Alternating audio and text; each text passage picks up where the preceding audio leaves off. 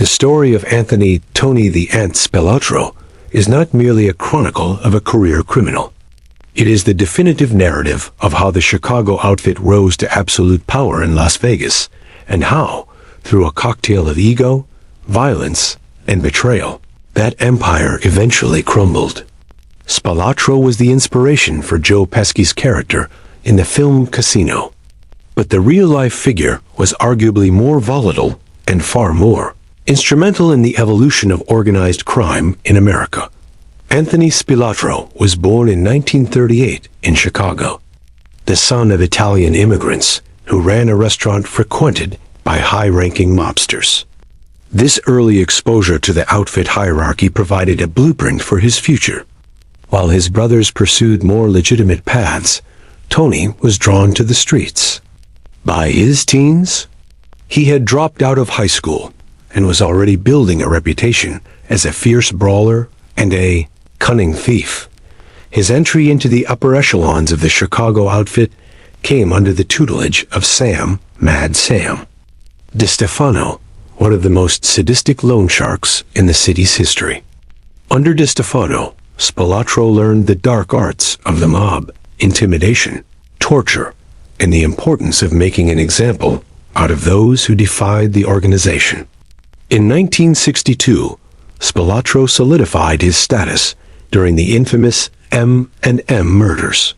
Tasked with finding the killers of two outfit associates, Spilotro captured Billy McCarthy and Jimmy Miraglia.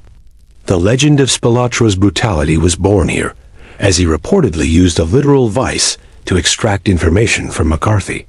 This act of extreme violence proved his loyalty and his stomach for the outfit's most gruesome work. By the early 1970s, the Chicago outfit had a massive financial stake in Las Vegas.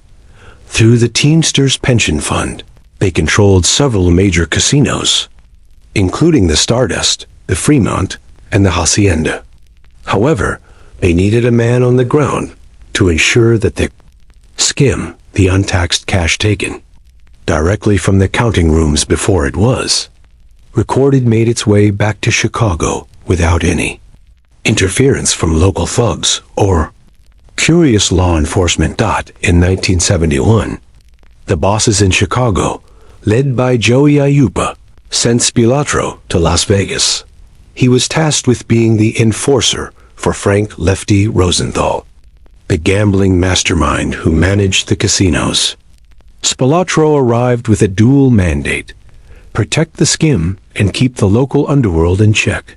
To provide a legitimate front, he opened the Gold Rush, a jewelry and pawn shop located just off the Las Vegas Strip.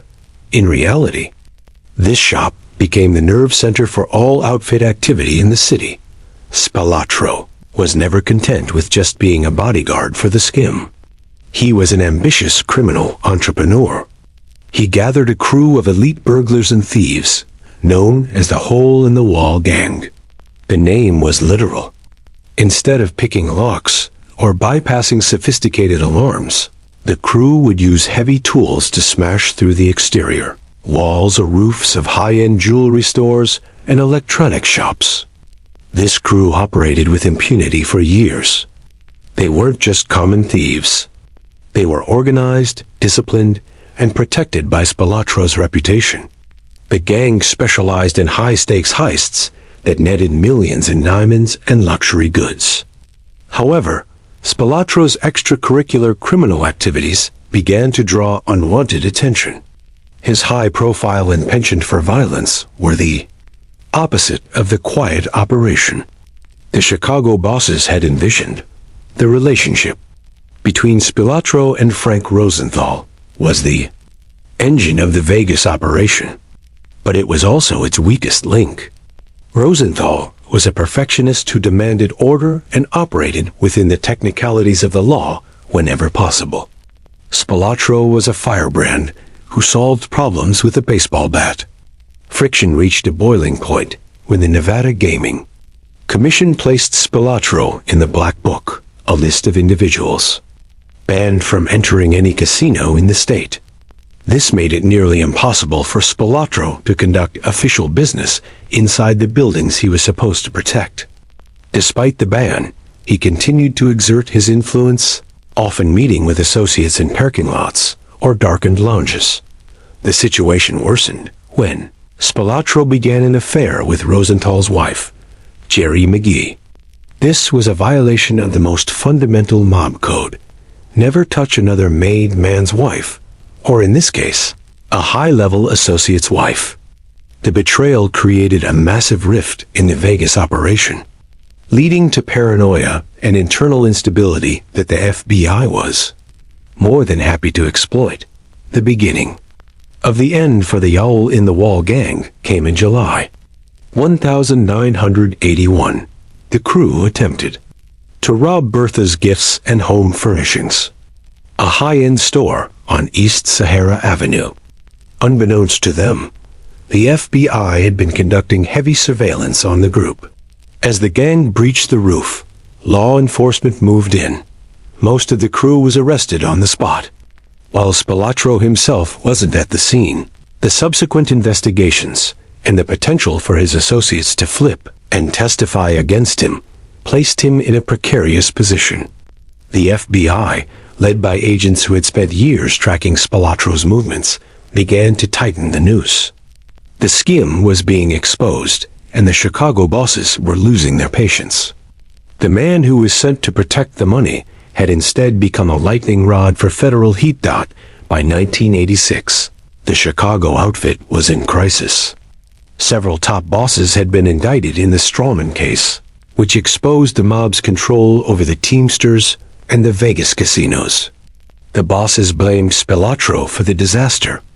They believed his high-profile antics, the botched heists, and the messy affair with Jerry Rosenthal had brought the empire down. Furthermore, Tony's brother, Michael Spilotro, was also under federal heat, and the bosses feared that if one Spilotro broke, they both would die. In June 1986, Tony and Michael were called back to the Midwest for a meeting. They were told that Michael was going to be promoted to a made man, and Tony was going to be addressed regarding his future in the organization. The brothers drove to a residence in Bensonville, Illinois, expecting a promotion and a resolution to their legal troubles. Instead, they walked into a trap. As they entered the basement, a group of outfit hitmen ambushed them. The brothers were brutally beaten to death with clubs. In a final act of indignity, their bodies were transported to a cornfield in Enos, Indiana, where they were buried in a shallow grave. They were found a few days later by a farmer who noticed the earth had been recently disturbed. The death of Anthony Spilotro marked the symbolic end of the Chicago outfit's dominance in Las Vegas. Without their primary enforcer, and with the Skim fully exposed by federal investigators, the mob's influence withered. The casinos were eventually taken over by corporate entities, and the era of the mob-sized Vegas transitioned into the family-friendly, corporate-governed destination it is today. Spilotro remains a figure of intense fascination because he represented the paradox of the American mobster. He was fiercely loyal, yet deeply treacherous. He was a family man who was also a cold-blooded killer. And he was a brilliant strategist whose own ego ultimately dictated his demise. His story is a grim reminder that in the world of organized crime, the very traits that lead to a meteoric rise, ruthlessness, ambition, and violence, are almost always the same traits that ensure a violent and premature end.